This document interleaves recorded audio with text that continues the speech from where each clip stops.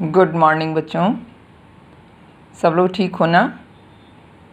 आज हम लोग नया लेसन शुरू करेंगे, आनुवंशिकता एवं जैव विकास। पिछले क्लास में हमने तुम लोगों को कहा था कि नया चैप्टर शुरू करेंगे, यही आनुवंशिकता एवं जैव विकास, और पुराना रिवीजन के लिए दिया था। तो आज हम लोग देखेंगे आनुवंशिकता क्या है। इसकी परिभाषा के रूप में सबसे पहले देखते हैं, जीवों में कुछ लक्षण ऐसे होते हैं जो माता पिता से संतान में आते हैं। जीवों में कुछ लक्षण ऐसे होते हैं जो माता पिता से संतान में आते हैं। इन लक्षणों को आनुवांशिक लक्षण कहलाते हैं। इन लक्षणों को आनुवांशिक लक्षण कहते हैं। आनुवांशिक लक्षण यानी माता पिता के लक्षण। माता पिता के क्या लक्षण हैं? जैसे एक माता पिता है, एक मनुष्य है, और मनुष्य के जो संतान होगी वह मनुष्य की तरह ही होगी, ये उनका लक्षण है। आम का पौधा अगर लगाते हैं, आम के बीज को अगर हम लोग रोपण करते हैं, लगा देते हैं, तो उससे आम का ही पौधा मिलता है, इमली का नहीं मिलता है। यानी एक पौधे का लक्षण दूसरे पौधे में दिखाई देना, यह आनुवांशिक लक्षण है। तो माता पिता के समान ही संतान का उत्पन्न होना, यह आनुवांशिक लक्षण है। और संतान में माता पिता से लक्षणों की जो वंशागति होती है उसको आनुवांशिकता कहते हैं। ठीक है। विज्ञान की जिस शाखा में इन बातों का अध्ययन किया जाता है उसको कहते हैं आनुवांशिकी। तो कहीं ना कहीं तुम लोगों के मन में भी आता होगा कि जीवों में यह माता पिता के लक्षण ही क्यों हमसे मिलते जुलते हैं, या हमारे अंदर माता पिता के लक्षण ही क्यों आ गए हैं। तो क्यों शब्द जहाँ जुड़ा, इसका मतलब आपके अंदर क्यूरियोसिटी आ गई। तो उसमें हम आनुवांशिकी का अध्ययन करते हैं, तो पता चलता है कि माता पिता के लक्षण कैसे आए। लक्षण तो आए, लेकिन कैसे आए। तो इसका अध्ययन करने के लिए जो वैज्ञानिक थे, ग्रेगर जॉन मेंडल, इनको आनुवांशिकी का जनक कहा जाता है। ग्रेगर जॉन मेंडल को आनुवांशिकी का जनक कहा जाता है। आनुवांशिकी, हेरिडिटी का अध्ययन करना। आनुवांशिकता की इंग्लिश होती है हेरिडिटी। तो ये इस पूरे हेरिडिटी का अध्ययन किया है ग्रेगर जॉन मेंडल ने। उनके भी मन में ये बात आई थी कि आखिर ये लक्षण एक दूसरे से मिलते जुलते कैसे हैं। इसके बारे में, चूँकि ग्रेगर जॉन मेंडल ऑस्ट्रिया के ब्रून शहर के रहने वाले थे, इनके पिता जो है एक किसान थे, तो ये उनके वंशानुगत, उनके में ये लक्षण था कृषि के प्रति रुचि होना। माता पिता से ही, यानी अपने पिता से ही इनको आनुवांशिक लक्षण मिला था, इनका कृषि में रुचि था। ये एक चर्च में पादरी हुआ करते थे, लेकिन फिर भी विज्ञान के प्रति इनकी रुचि थी। इसलिए जब इन्होंने इन आनुवांशिकता के बारे में पता लगाया तो इनको आनुवांशिकी का जनक कहा गया। ग्रेगर जॉन मेंडल को आनुवांशिकी का जनक कहा जाता है। इसमें उन्होंने सबसे पहले आनुवांशिक पदार्थ जो है डीएनए बताया।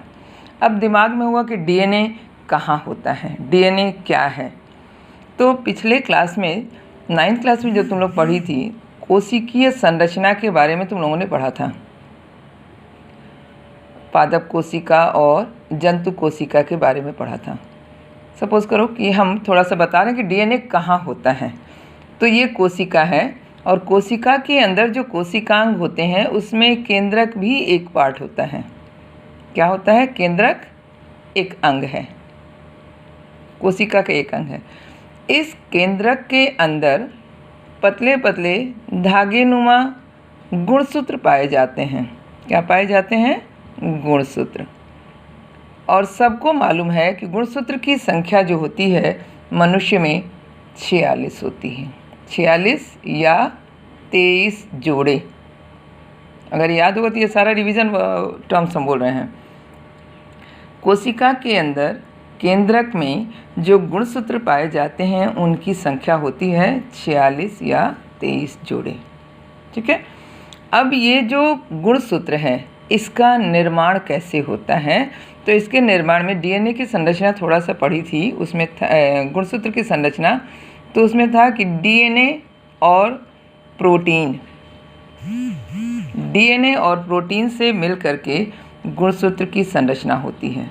तो ये डीएनए यही है। यही आनुवांशिक लक्षणों को ले जाने वाला होता है। लेकिन इस डीएनए पर एक संरचना पाई जाती है जिसको कहते हैं जीन। जब डीएनए की संरचना पढ़ी थी तो उसमें ये सब टर्म आया था। जीन होता है आनुवांशिक गुणों का वाहक, यानी माता पिता के लक्षणों को ले जाने वाला। वाहक का मतलब होता है ले जाने वाला, एक स्थान से दूसरे स्थान तक ले जाने वाला, ढोने वाला, वो वाहक कहलाता है।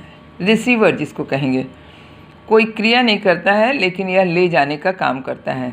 तो माता पिता के लक्षणों को संतान तक पहुंचाने का काम जो करता है, गुणसूत्र पर पाया जाने वाला या डीएनए में पाया जाने वाला जो जीन है वही ले जाता है। ठीक है। तो आनुवांशिक पदार्थ के रूप में ग्रेगर जॉन मेंडल ने डीएनए को बताया था। ठीक है। अब इन्होंने अपना प्रयोग किया कैसे था? तो चूँकि बहुत सारे पौधों का अध्ययन करते थे तो उसमें उन्होंने देखा कि मटर के पौधे को लिया। क्यों लिया? क्वेश्चन आता है कि मेंडल ने अपने प्रयोग में मटर के पौधे का ही चयन क्यों किया? तो इसमें दो टर्म आता है कि मटर के पौधे में परागण की क्रिया आसानी से होती है। परागण की क्रिया क्या है?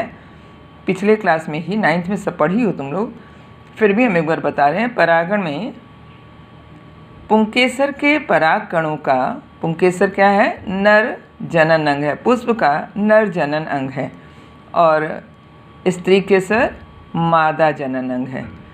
तो पुंकेसर के परागकण का, यानी नर जनन अंग के परागकण का स्त्री केसर के वर्तिकाग्र पर पहुंचने की क्रिया जो होती है। अब देखो, ये सपोज करो कि ये स्त्री केसर है। स्त्री केसर की संरचना अगर याद होगी तो इस तरह से थोड़ा सा बताए थे तुम लोगों को, और ये इसका फूला हुआ भाग जो होता है ये अंडाशय होता है। ठीक है। यह जो होता है हिस्सा ऊपर, ये वर्तिकाग्र कहलाता है। गुड़हल के फूल में तुम लोगों को करके दिखाए थे, वर्तिकाग्र है। ठीक। और ये है वर्तिका, और यह है अंडाशय। ठीक है। वर्तिकाग्र, वर्तिका और अंडाशय, ये स्त्री केसर के मुख्य 3 भाग होते हैं। इंग्लिश में इसको कहते हैं स्टिग्मा, स्टाइल एंड ओवरी। स्त्री केसर को इंग्लिश में गाइनोशियम कहते हैं। ठीक। तो गाइनोशियम के 3 भाग हैं, ओवरी, स्टाइल और स्टिग्मा। तो परागकण कीटों के माध्यम से, वायु के माध्यम से जब ये इस पर आकर के गिरते हैं, ये परागकण जब आकर के यहाँ गिरते हैं तो इसको परागण की क्रिया कहते हैं। ये परागण की क्रिया 2 प्रकार की होती है, स्वपरागण और परपरागण। स्वपरागण मतलब उसी पुष्प के परागकणों का उसी पुष्प के वर्तिकाग्र पर पहुँचने की जो क्रिया होती है वह स्वपरागण कहलाती है। और परपरागण में एक पुष्प का परागकण दूसरे पुष्प के स्त्री केसर के वर्तिकाग्र तक पहुंच जाता है तो इसको कहते हैं परपरागण। तो चूँकि उन्होंने देखा कि मटर के पौधे में जब परागण की क्रिया कराई जाती है, यानी कौन सी क्रिया? कृत्रिम परागण। कृत्रिम शब्द इसलिए कह रहे हैं कि उसमें स्वयं में नहीं होता है बल्कि कराया जाता है। तो ऐसी परागण की क्रिया कृत्रिम परागण क्रिया कहलाती है। तो कृत्रिम स्वपरागण और कृत्रिम परपरागण उसमें आसानी से कराया जा सकता है। ठीक है। दूसरी चीज़, अब ये मटर के पौधे का चयन करने का और भी कारण था। उसका कारण था, मैंने छोटे छोटे में लिख दिया है। यह 1 वर्षीय पौधा है। इसका जीवन चक्र छोटा होता है, जिससे कुछ ही समय में इसमें एक से अधिक पीढ़ियों का, अनेक पीढ़ियों का अध्ययन करने का मतलब कि एक से कई बार इसमें फल आसानी से मिल जाता है। यह दूसरी चीज़ है, यह द्विलिंगी होता है। द्विलिंगी का मतलब मटर के पुष्प में स्त्री केसर और पुंकेसर दोनों ही पाए जाते हैं, अर्थात नर और मादा दोनों एक ही पुष्प में हैं। अब अगर थोड़ा सा हम जाएं तो पुष्प की संरचना पर बताया गया था तुम लोगों को एक लिंगी पुष्प। एक लिंगी का मतलब है ऐसे पुष्प जिसमें केवल एक ही लिंग पाए जाते हैं, यानी केवल नर होगा या केवल मादा होगा, केवल स्त्री केसर होगा या केवल पुंकेसर होगा। तो ऐसे को एक लिंगी पुष्प कहते हैं। ऐसा पुष्प जिसमें दोनों लिंग उपस्थित हो उसको कहते हैं द्विलिंगी, नर और मादा दोनों उपस्थित हों। तो मटर के पौधे में दोनों लिंग उपस्थित होते हैं। ठीक है, तो इस तरह से नर और मादा जनांग एक ही पुष्प में होते हैं।